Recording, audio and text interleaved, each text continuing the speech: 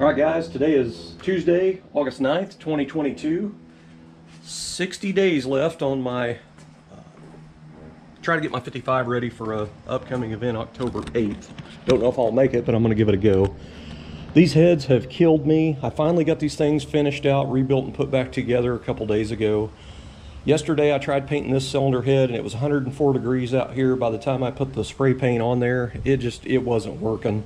It stayed sticky. That spray paint stayed sticky even after an hour out here in the heat. It just, I don't know if it was, I guess it was too hot, but it just didn't work out. I ended up having to wipe the whole cylinder head down with a microfiber rag with lacquer thinner on it. I need to paint both heads, but I'm kind of stuck. I only have 4 old spark plugs and I only have this one used Felpro gasket. This is the exact gasket that I'll be using on these cylinder heads. I have a brand new pair here, but I only had one used one here. So anyway, that is my paint mask basically, so I'll have my correct gasket line on here. So when I put the intake on, you know, it won't surface rust in this edge because, you know, usually when I always did my engines before, I would just tape off this whole cast iron face right here, and then you'd put the intake on, you'd have this little area of bare metal that would rust. So doing it this way, I've got a nice paint line, and when you're doing it, it's kind of like, I look at it as like airbrushing. You kind of get a little bit of overspray in that little edge, like if you're using a stencil. So it's okay when you put the gasket on. It's still going to seal, but you have a nice soft edge. It's not a hard edge, basically. But anyway, I just used some 2-inch masking tape on this exhaust side and then taped up the top. But anyway, I've got this thing spray painted 2 coats with the Duplicolor engine paint. This is Chevy orange. And I do it without the spark plugs and all that stuff in there first, and that way it gets paint down inside all these little edges, because when I put these spark plug bases in, they're going to block me from getting paint on this edge in here, and I don't want it to rust. So anyway, at this point I'm going to go through here. Since this is dry now, it actually worked this morning because it's cold out, or cooler out. I'm going to Scotch-Brite this with the gray Scotch-Brite to scuff it, then I'll blow it off, then I'll wipe it down again. I will put the spark plugs in there a couple of turns, and then I've got these nickels here that I will lay on the head bolt holes right here.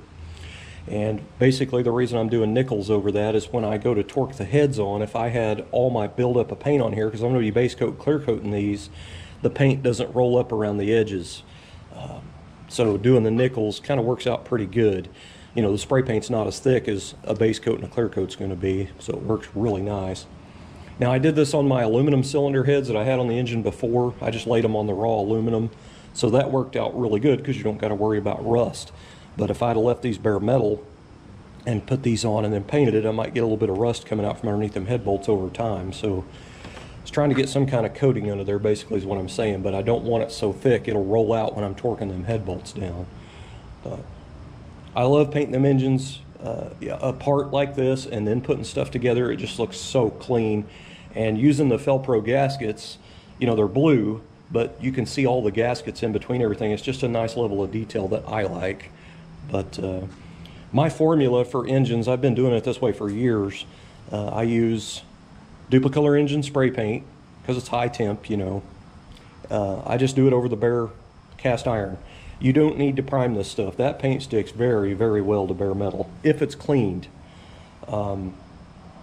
Anyway, I will spray a couple of coats of the spray paint on there, and then after it dries, after about an hour, I'll gray Scotch-Brite it lightly and then blow it off, wipe it down, and then I'll shoot my base coat on there that I had mixed. In this case, I've got a custom quart mixed of orange with gold pearl in it, and I will spray that down with a couple of coats of base, and then when that kicks off, then I'll put a couple of coats of clear. Now, I'm not going to use high solids clear. That stuff's too thick. I'll just use some regular spot clear on it, but it'll be just fine.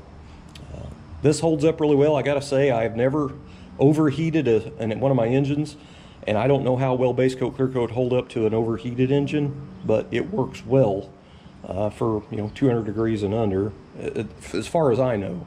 But I don't know if you overheated one, if it would hurt it or, you know, make the paint pop off. I couldn't tell you.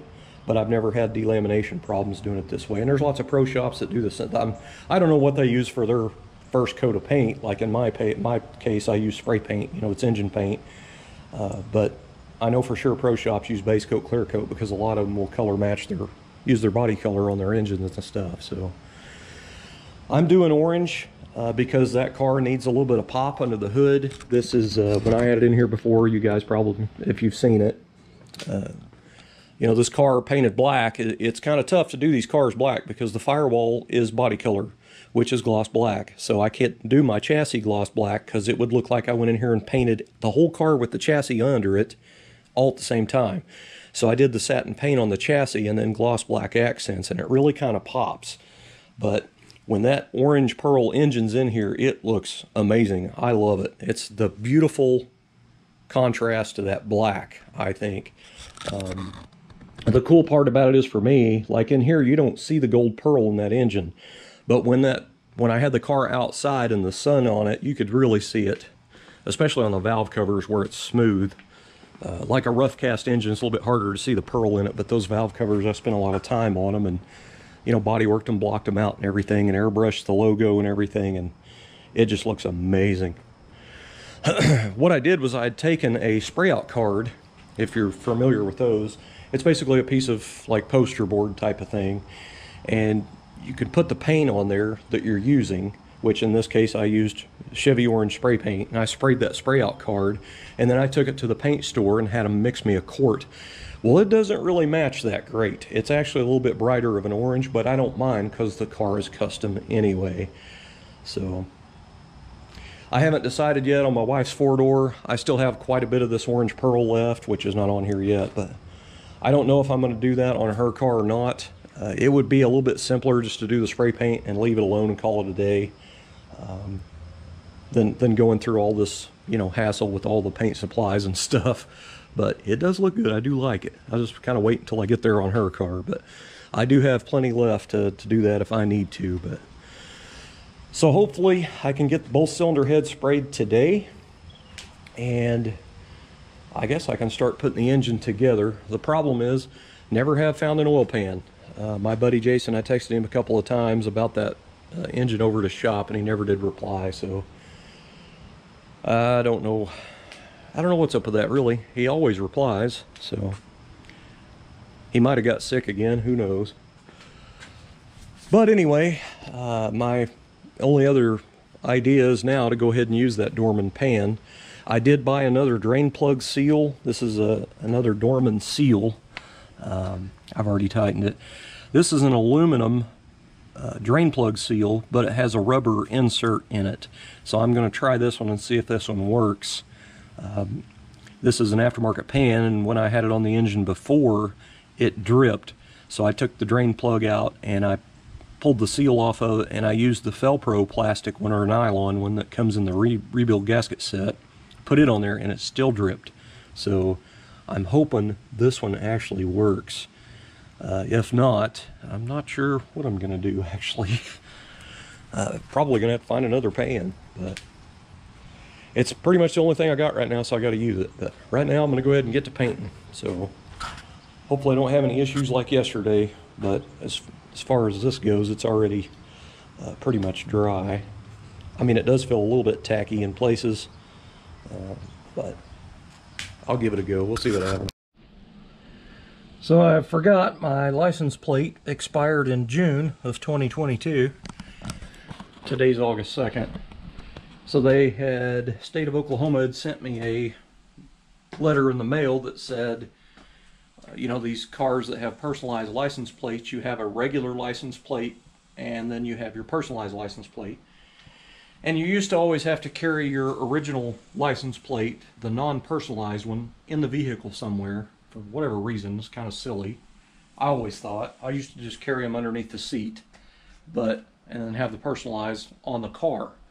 But anyway, they want you to pick which license plate you want to keep and turn the other one into the title service place, the tag office. So anyway, I kept forgetting to renew the tag, kept forgetting. And today I was like, I better go license that today, get it up to date, because it used to be you had a 30-day grace period. Like I had all of July free. But after that, I think I don't know what it is now, but it used to be 50 cents a day or something. Anyway, so I go down there to, you know, tag it current, And oh boy, was I mad when she told me how much that was. You'll never guess what it cost me to tag that car up just for being out that long. It cost me $44. Golly. Another reason why I love old cars, man. That'd have been a pretty new vehicle. That would have been probably a couple $100 or $300 or $400. I don't even know, but anyway, I just think it's kind of funny. It was only 44 bucks to title that car, or tag it up to date, I should say. Random, I know. Funny though.